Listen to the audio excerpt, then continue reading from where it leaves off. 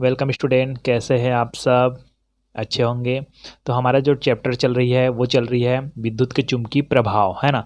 उसका मैंने पहले एक वीडियो बना रखी है, एक वीडियो आप लोग डिस्क्रिप्शन बॉक्स में जाकर देख लीजिए।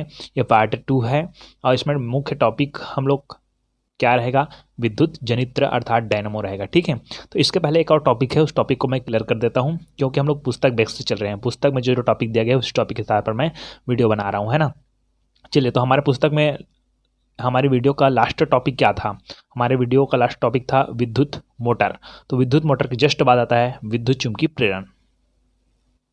ठीक है, तो इस तरह से हमारा जो फर्स्ट टॉपिक आता है आज का, है ना, वो आता है विद्युत चुंबकीय प्रेरण। हम लोग पढ़ेंगे अभी डायनामो को पढ़ेंगे, वो हमारा मेन टॉपिक है। ठीक है, चलिए, तो उसके पहले हम लोग पुस्तक के हिसाब से पहला टॉपिक में चलते हैं। हम लोग विद्युत चुंबकीय प्रेरण क्या है ना। तो विद्युत चुंबकीय प्रेरण के आधार पर देखिए कि जब किसी चुंबक या कुंडली दोनों में से, सॉरी यहाँ से नहीं करेंगे हम लोग, कि जब किसी कुंडली को चुंबकीय क्षेत्र में रखा जाए, वह चुंबक एवं कुंडली में से किसी एक को गति कराया जाए। जब किसी कुंडली को चुंबकीय क्षेत्र में रखा जाए, वह चुंबक एवं कुंडली में से किसी एक को गति कराया जाए। चलिए, तो ये हम लोग ले लेते हैं कुंडली,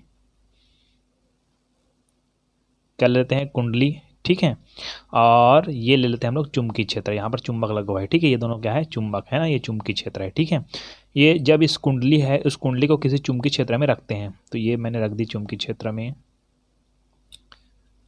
ठीक, ये कुंडली को रख दी मैंने चुंबकीय क्षेत्र में। क्लियर होगी बात मेरी?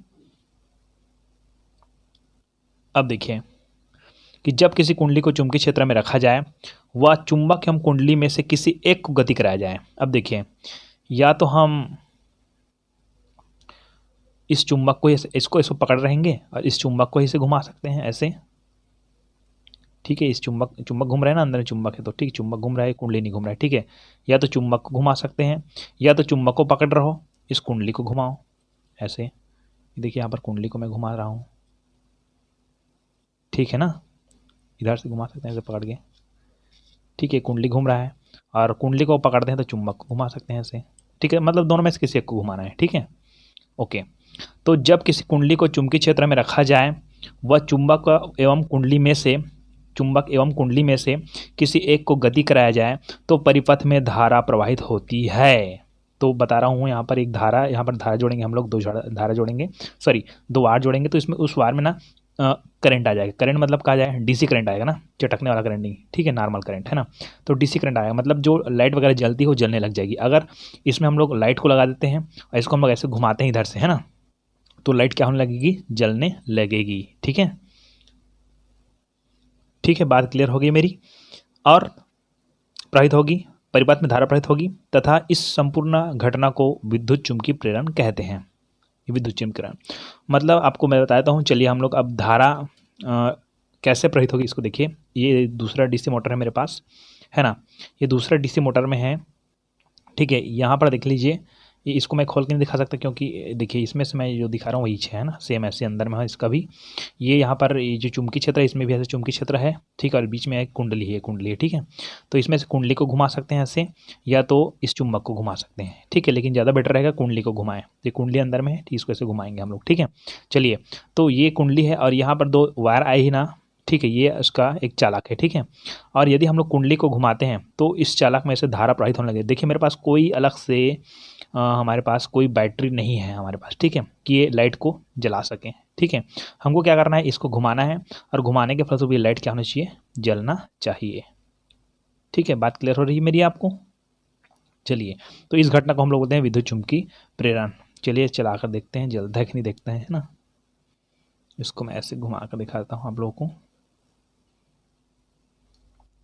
लाल कलर की लाइट जलेगा, थोड़ा सा आपको अच्छे से गौर से देखना है। दिख रहा है, थोड़ा सा जल रहा है, वो नहीं दिख रहा है, अच्छा देखिए उसको, वो ये देखो थोड़ा सा लाल लाइट जलता है। चलो, मैं इसका ये ऑफ कर देता हूँ लाइट। अब दिखा?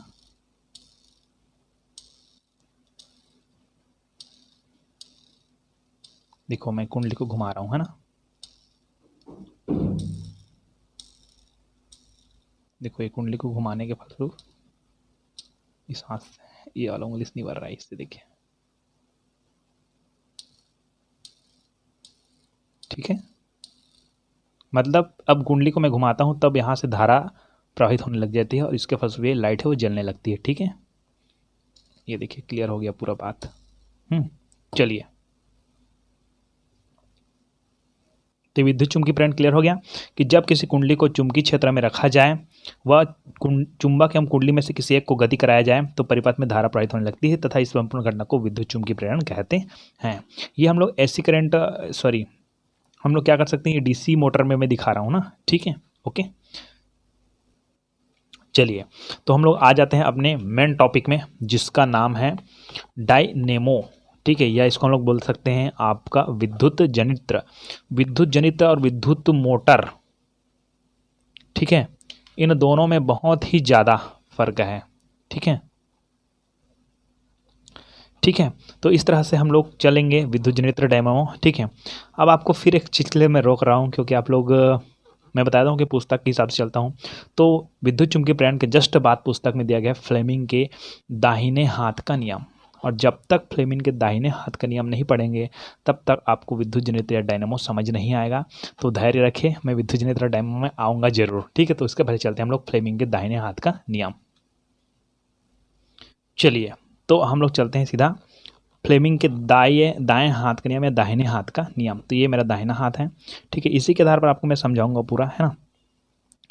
ये सर्दी के दिन है, इसमें ना थोड़ा थोड़ा काला हो जाता है हाथ चलिए, तो फ्लेमिंग के दाहिने हाथ का नियम, तो इस नियम के अनुसार, हाँ ये दायां हाथ है, इस नियम के अनुसार दायां हाथ की अंगूठा, ये अंगूठा, ठीक, तर्जनी, ये तर्जनी, और मध्यमा, ये मध्यमा, ठीक है, को इस तरह से फैलाएं कि ये तीनों एक दूसरे के समकोण पर हो। ये देखिए, ये एक दूसरे के समकोण पर है, ठीक है। देखो, इसको मैं इस तरफ ले गया ऊपर की ओर, ये इधर की ओर गया, ये इधर की ओर, ये समकोण एक दूसरे के, ठीक है। ऐसे घर में आप लोग फैला कर देखना, ठीक है, ऐसे फैलाते हैं। क्लियर हो गई। इसको मैं ऊपर कर दिखा देता हूँ। इसको हम लोग ऐसे फैलाते हैं, ठीक है। चलिए, हाँ, कि इस नियम के अनुसार दाएं हाथ की उंगली तर्जनी मध्यमा को इस तरह से फैलाएं कि ये तीनों एक दूसरे के समकोण पर हो, है ना, हो। तो यदि अंगूठा, यदि ये अंगूठा, ये यदि अंगूठा चालक की गति की दिशा, मतलब चालक किस तरह से गति करती है उसकी दिशा बताता है, चालक की गति की दिशा बताती है। तर्जनी चुंबकीय क्षेत्र की दिशा, तर्जनी चुंबकीय क्षेत्र की दिशा को प्रदर्शित करती है, तो मध्यमा धारा की दिशा बताती है, धारा की दिशा इस तरफ है। मतलब इसका सीधा सा अर्थ ये है, एकदम सिंपल है, कि जब कोई चालक है, उसकी चलने की दिशा, है ना, जब कोई चालक के चलने की जो दिशा है ना, ऊपर की ओर होता है, जैसे अंगूठा ऊपर की ओर है ना, ऊपर की ओर होता है, ठीक है। तो उसके चुंबकीय क्षेत्र की दिशा इधर होगी और उसमें धारा इस तरफ प्रवाहित होगा। चलिए, अच्छा समझना है इसको, है ना। चलो मैं कुंडली के आधार पर समझाता हूँ, है ना। ये हमारे पास एक कुंडली है, ठीक है ना, समझना आप लोग। ये हमारे पास एक क्या है, कुंडली है। तो यदि अंगूठा चालक की गति की दिशा, अब चालक की गति की दिशा मतलब मान जाए ऊपर की ओर है, ये ऊपर की ओर से चलता है, मान जाए किस तरह चलता है, ऊपर की ओर से चलता है, ऐसे ऊपर की ओर चलता है, ठीक है, ऊपर की ओर चलता है। तो चुंबक क्षेत्र की दिशा, जो तर्जनी चुंबकीय क्षेत्र की दिशा, चलिए, अब ये अंगूठा है ऊपर की ओर दर्शा रहा है और ये चुंबकीय क्षेत्र की दिशा को दर्शा रहा है, तो ये धारा की दिशा को प्रदर्शित करेगा। मतलब ये है कि अगर इसमें ऊपर की ओर ऐसे बल लग रहा है, ऊपर की ओर ऐसे, सॉरी, ऊपर की ओर चालक की गति ऊपर की ओर है, ये चालक है, ये चालक, ठीक है, धारावाही चालक है, इस चालक की गति ऊपर की ओर है, ऊपर की ओर है, ऐसे ऊपर की ओर है ना, ठीक है। तो इस तरफ ये सामने की ओर, इस तरफ, ठीक है, इस तरफ चुंबकीय क्षेत्र की दिशा होगी, इस तरफ चुंबकीय क्षेत्र की, यहाँ पर चुंबकीय क्षेत्र होगा ना, उस चुंबकीय क्षेत्र की दिशा सामने की ओर होगी, ऐसे ऐसे सामने की ओर होगी, ठीक है। और जो धारा है वह धारा है इस तरफ बहेगी, ऐसे बहेगी, ऐसे बहेगी। ये मेरा हाथ दिख रहा है, यहाँ से इस तरफ ऐसे धारा बहेगी। देखिए, ऊपर की ओर क्या रहेगा, ऊपर की ओर रहेगा चालक की गति की दिशा, ठीक है। तो इधर कौन होगा, इधर होगा चुंबकीय क्षेत्र की दिशा, और इधर क्या होगा, इधर होगा धारा की दिशा। यही मैं हाथ में बताता हूँ आपको, ठीक है। देखिए कि इस नियम के अनुसार दाहिने हाथ के अंगूठा, तर्जनी, मध्यमा को इस तरह से फैलाएं, समकोण इस तरह से फैलाएं कि वो एक दूसरे क्या हो, समकोण हो। तो यदि अंगूठा चालक की गति की दिशा, ये देखिए ऊपर की ओर, चालक की गति की दिशा तर्जनी चुंबकीय क्षेत्र की दिशा प्रदर्शित करती है, तो मध्यमा धारा की दिशा प्रदर्शित करती है। मतलब अगर वो ऊपर की ओर घूम रही है तो उसका चुंबकीय क्षेत्र की दिशा इधर होगा और धारा इस तरफ ऐसे बहेगा। ये है आपका फ्लेमिंग के दाएं हाथ का नियम, ठीक है। तो इस नियम के अनुसार दाएं हाथ की अंगूठी, तर्जनी और मध्यमा को इस तरह से फैलाएं कि ये तीनों एक दूसरे के समकोण पर हो। तो यदि अंगूठा चालक की गति की दिशा, तर्जनी चुंबकीय क्षेत्र की दिशा को प्रदर्शित करे तो मध्यमा धारा की दिशा को प्रदर्शित करता है। क्लियर। तो ये हो गया फ्लेमिंग के दाएं हाथ का नियम। बाएं हाथ का नियम देखना है तो आप पहले वीडियो में जा सकते हैं, ठीक है। अब देखिए पुस्तक के हिसाब से ही चल रहे हैं हम लोग। अब पुस्तक के हिसाब से आपका लास्ट ऑफ टॉपिक आता है डायनेमो क्या है, विद्युत जनित्र, ठीक है। तो आपका सब्र टूटना नहीं चाहिए, है ना। चले फाइनली हम लोग पहुंच गए हैं विद्युत जनित्र में, ठीक है। चलिए विद्युत जनित्र क्या है पहले बता देता हूँ, है ना। जिस तरह हम लोग विद्युत चुंबकीय प्रेरण पढ़े ना, उसी के थोड़ा सा इसमें मिलती जुलती पॉइंट मिलेगा। पहला आपका पॉइंट डालना है विद्युत जनित्र, है ना। तो विद्युत जनित्र एक ऐसा उपकरण है, विद्युत जनित्र एक ऐसा उपकरण है जो कि यांत्रिक ऊर्जा को विद्युत ऊर्जा में परिवर्तित करता है। यांत्रिक ऊर्जा को विद्युत ऊर्जा, यांत्रिक ऊर्जा मतलब जो घूम रहा है उसको यांत्रिक ऊर्जा, पंखे का घूमना यांत्रिक ऊर्जा है, ठीक है, उसको विद्युत मिलती है, तो है ना। अब देखिए यहाँ पर बता रहा हूँ कि विद्युत जनित्र, मान लो जाए इसको हम लोग जनित्र मान लेते हैं, मान लो जाए ना, मान लो जाए जनित्र मान लेते हैं, ठीक है। ओके, तो क्या करेंगे, यदि इसको हम लोग ऐसे घुमाते हैं, तो मैंने दिखाया था, घुमाया तो ये लाइट जला, ठीक है। मतलब इसमें यांत्रिक ऊर्जा है, घुमाने वाला ऊर्जा है, यांत्रिक ऊर्जा है, मान लो जाए आप यांत्रिक ऊर्जा है, और यांत्रिक ऊर्जा के फलस्वरूप यहाँ पर धारा बहती है और ये लाइट जलती है। लाइट जलती है मतलब कौन सी ऊर्जा में आ जाती है, विद्युत ऊर्जा में आ जाती है। एक्चुअली मैं इसको समझाने के लिए बता रहा हूँ ना, ठीक है। तो क्या हो गया, ये एक तरह डायनेमो की तरह कार्य कर रहे हैं। क्यों, क्योंकि ये यांत्रिक ऊर्जा को ऐसे हम लोग ऐसे चला रहे हैं, ठीक है। तो जिसका फलस्वरूप क्या जल रही है, लाइट जल रही है। इसको पहले भी दिखा चुका हूँ, ठीक है, लाइट जलती है ना, ठीक। तो ये विद्युत जनित्र एक ऐसा उपकरण है जो कि यांत्रिक ऊर्जा को विद्युत ऊर्जा में परिवर्तित करता है। ये विद्युत जनित्र है, ठीक है। विद्युत मोटर और विद्युत जनित्र में फर्क है। विद्युत मोटर क्या करता है, विद्युत ऊर्जा को यांत्रिक ऊर्जा में बदलता है, और जनित्र क्या करता है, डायनेमो क्या करता है, यांत्रिक ऊर्जा को विद्युत ऊर्जा में बदलता है, उल्टा है ये, ठीक है। चलिए तो हम लोग चलते हैं सिद्धांत में, क्या सिद्धांत है, और उसी के आधार पर हम लोग पूरा टॉपिक क्लियर करेंगे, है ना। पहला था सिद्धांत। देखिए सिद्धांत, जब किसी धारावाही कुंडली को चुंबकीय क्षेत्र में रखा, चलिए मैं बना देता हूं एक धारावाही कुंडली, यहां पर मैंने बना दी एक धारावाही कुंडली, ठीक है।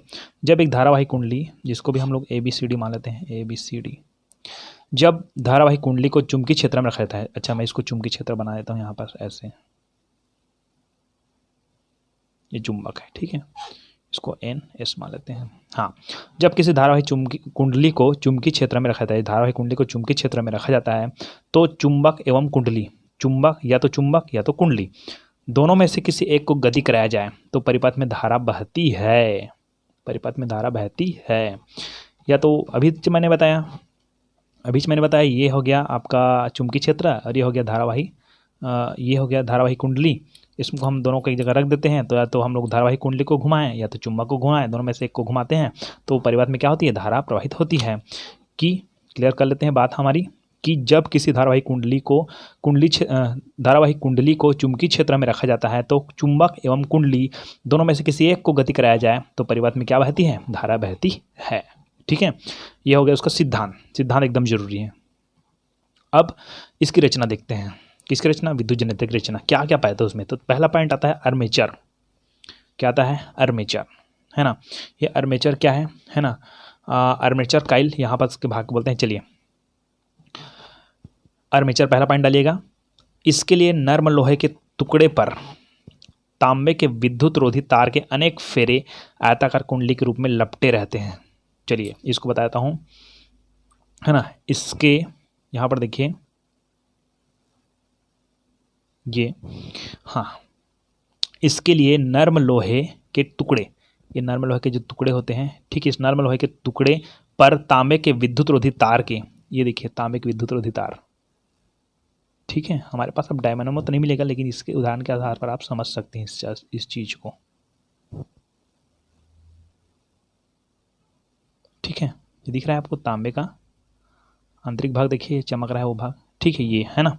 चलिए, तो इसके लिए नर्म लोहे के टुकड़े पर तांबे के विद्युत रोधी तार के अनेक फेरे आयताकार कुंडली के रूप में लपटे रहते हैं। ये आर्मेचर कहलाता है, ये वाला भाग है वो आर्मेचर कहलाएगा, ठीक है। दूसरा पॉइंट आता है आपका क्षेत्र चुंबक, है ना। आर्मेचर को प्रबल नाल चुंबक के ध्रुवीय खंडों के मध्य रखा जाता है, ठीक है। ये प्रबल नाल चुंबक है दोनों, ठीक है। एग्जाम्पल मैं इसी का दे रहा हूँ ना, वैसे मेरे पास डायनामो नहीं मिलेगा, है ना। चलिए, तो ये चुंबक है, दोनों के बीच में रखा जाता है कुंडली को। तो कुंडली मतलब आर्मेचर को प्रबल नाल चुंबक के ध्रुवीय खंडों के मध्य रखा जाता है, इसको क्षेत्र चुंबक कहते हैं, ठीक है। आगे आता है विभक्त वलय। क्या आता है? विभक्त वलय, ठीक है। तो यह धातु के बने वलय होते हैं जो भीतर से धुरी से जुड़े हुए होते हैं। यहाँ R1 और R2 से प्रदर्शित किया जाता है, यहाँ R1 से प्रदर्शित किया गया है। तो यहाँ पर बता दूं कि यहाँ पर जाएंगे, ये जो धुरी है, सॉरी, अब ठीक से समझ आएगा आपको कि क्षेत्र चुंबक तो क्लियर हो गया। आर्मेचर को प्रबल नाल चुंबक के ध्रुवीय खंडों के मध्य रखा जाता है, ये तो क्लियर हो गया। विभक्त वलय, यह चुंबक के बने वलय होते हैं, सॉरी, यह धातु के बने वलय होते हैं जो भीतर से धुरी से जुड़े हुए होते हैं। चलिए, ये धुरी है, ठीक है, ये पूरा ऐसे एक राड टाइप से है, और ये राड है, ही दो भागों में बट रहा था ऐसे करके, बीच से दो भागों में बट रहा था। क्यों? क्योंकि इसमें प्लस एक में माइनस होता है ना। तो यही विभक्त वलय होता है। इसको गौर से देखेंगे तो कुछ इस तरह से दिखाई देगा।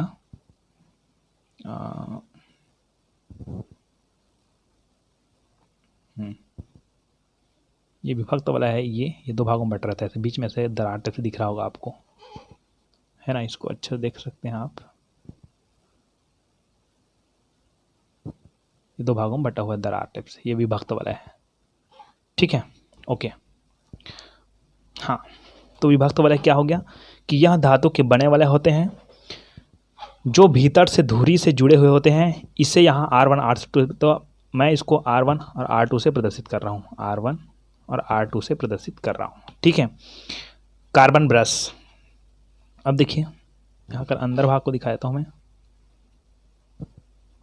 यही पर ऐसे कार्बन ब्रश जुड़ा होता है। देखिए, इसको ऐसे दिखा देते हैं इसमें, ये देखिए यहाँ पास ये दो ब्रश टाइप से दिख रहा है, ये कार्बन ब्रश, इसी पर ये जो कुंडली है इसी के ऊपर ऐसे जुड़ता है ताकि इसको क्या मिल सके, विद्युत मिल सके, ठीक है। ये जुड़ गया, दिख रहे हो। तो ये और ये दोनों प्लस माइनस होता है, जो कि इसको धुरी को ये कुंडली से जुड़ता है, ठीक है। मतलब ये जो चलाने का कार्य करता है, यही से धारा प्रवाहित होती है। यह स्थिर चालक ब्रश होती हैं जो कि वलयों पर दबा कर रखी जाती है। जो वलय है ना, ये वलय विभक्त वलय है, इस विभक्त वलय को दबा कर रखती है ताकि इसी के माध्यम से ऐसे प्लस और माइनस धारा बहती है, वहाँ पर प्लस धारा आती है, इधर से प्लस आवेश, है ना। तो यह स्थिर चालक ब्रश होती हैं जो कि वलयों पर दबा कर रखे थे। यहाँ कार्बन ब्रश को B1 B2 से प्रदर्शित किया गया है। मतलब यहाँ पर ऐसे दो ब्रश रखेंगे, एक ब्रश इधर एक ब्रश इधर, जिसको B1 और B2 से प्रदर्शित करेंगे। या तो ऐसे इसको ऐसे माप सकते हैं, ऐसे लिख सकते हैं, ऐसे, है ना। क्योंकि ये देखिए, ये ऐसा मान जाए कुंडली, तो इधर और इधर नीचे और ऊपर ऐसे रखा जाता है ब्रश को, ठीक है। तो एक नीचे में एक ऊपर में, ठीक है। तो इसको B1 B2 से प्रदर्शित करेंगे। ये कार्बन हो गया पहला आर्मेचर, दूसरा चुंबकीय क्षेत्र, तीसरा विभक्त वलय और चौथा कार्बन ब्रश, ठीक है। ये हो गई इसकी रचना। अब विधि में चलते हैं। विधि बहुत ही सिंपल है। देखिए कि जब दो वलयों से जुड़ी धुरी को घुमाया जाए, है ना, ये दो वलय है, ये दो वलय है, ठीक है। इसमें जुड़ा हुआ अंदर में दो वलय होते हैं ना, ठीक है। ये दो भागों में बटा होता है, ये जो धुरी होती है, ये जो धुरी होती है वो दो भागों में बटा होता है अंदर से, ठीक है। ये जो धुरी होती है अंदर जाएंगे तो दो भागों में बटा होता है।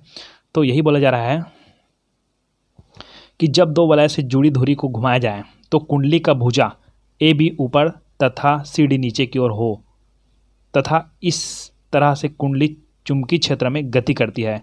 तो चलिए इसको समझना है अपने को कि ये आपका पॉइंट है, आपके पास ये है, हमारे पास ये कुंडली है, इसमें से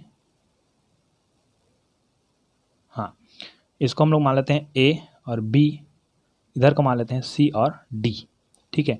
तो ए और बी अगर नीचे की ओर घूमेगा तो सी और डी ऐसे ऊपर की ओर घूमेगा, ये नीचे जाएगा, ऐसे नीचे जाएगा, तो इस तरफ से ये क्या होगा, ऊपर आएगा, ठीक है। अगर ए बी ऊपर आता है ऐसे तो सी डी क्या होता है, नीचे जाता है। बात समझ रही है। अगर ए बी नीचे जाता है ऐसे तो सी डी ऐसे ऊपर आता है, ऐसे ऊपर आता है, ठीक। यही बताया जा रहा है ना, कि जब दो वलयों से जुड़ी धुरी को घुमाया जाए तो कुंडली का भुजा ए बी, अभी बताया था मैंने, ए बी ऊपर की ओर जाएगा ऐसे, तथा सी डी नीचे की ओर हो, है ना। इस तरह से कुंडली चुंबकीय क्षेत्र में गति करता है। यदि ए बी ऊपर की ओर गति करता है और सी डी नीचे की ओर गति करता है, हाँ, नीचे की ओर हो, तो इस तरह से कुंडली चुंबकीय क्षेत्र में गति करता है। ये जो कुंडली है, ये जो कुंडली है चुंबकीय क्षेत्र है, ये चुंबकीय क्षेत्र मैंने दिखाया था यहाँ पर, ये चुंबकीय क्षेत्र, इस चुंबकीय क्षेत्र में क्या करता है, गति करता है। ये जो चुंबकीय क्षेत्र है, इस चुंबकीय क्षेत्र में क्या करता है, अगर ये गति करता है, ठीक है, गति करता है, तो कुंडली से गुजरने वाली बल रेखाओं की संख्या में परिवर्तन होता है। कुंडली से जितने भी बल रेखाएं गुजरती है उसमें संख्या में परिवर्तन होता है, और वहाँ कुंडली की भुजा ए बी व सी डी में प्रेरित धारा बहने लगती है, या प्रेरित धारा बहेगी, प्रेरित धारा बहने लगती है। अब देखिए कि ये हो गया, इसको हम लोग अगर घुमाते हैं, ठीक, इस कुंडली को घुमाते हैं तो इस कुंडली में क्या होगी, प्रेरित धारा बहेगी, जो कि इस लाइट को क्या करेगा, ऑन करेगा, मतलब जलाएगा। सीधी बात यह है कि ये वाला कुंडली, इसको हम लोग अगर घुमाते हैं तो इस कुंडली को घुमाते हैं ना, जिसके फलस्वरूप उसमें कुंडली में गुजरने वाली जो बल रेखाएं होंगी, इसके अंदर जो बल रेखाएं होंगी वो क्या होगी, उसकी संख्या में परिवर्तन होगा, और कुंडली की भुजा है वह ए बी सी डी में, ए बी और जो सी डी है उसमें क्या होगी, प्रेरित धारा बहेगी, मतलब धारा बहने लगेगी। मतलब सीधी बात यह है कि अगर हम लोग यांत्रिक कार्य करेंगे तो ये विद्युत ऊर्जा में परिवर्तित हो जाएगी। यही आपका क्या है, डायनेमो है, ठीक है। ये डायनेमो क्लियर हो गया आप, और चैनल ग्रो करें, ठीक है, क्योंकि मैंने देखा है कि 75% ऐसे हैं जो मेरे वीडियो का आनंद लेते हैं, मतलब कहा जाए वीडियो को बहुत ज़्यादा देखते हैं, और 75% बहुत ज़्यादा देखते हैं जिन्होंने सब्सक्राइब नहीं की है, और 25% ऐसे हैं जिन्होंने सब्सक्राइब तो करी है लेकिन वो मेरे वीडियो नहीं देखते हैं, ठीक है। जिसने सब्सक्राइब करी वो देखते नहीं हैं ज़्यादा, और जिसने नहीं किया है वही ज़्यादा आनंद लेते हैं वीडियो का। चलिए ओके, कोई बात नहीं। तो आप और नए आएंगे तो सब्सक्राइब भी कर दीजिए।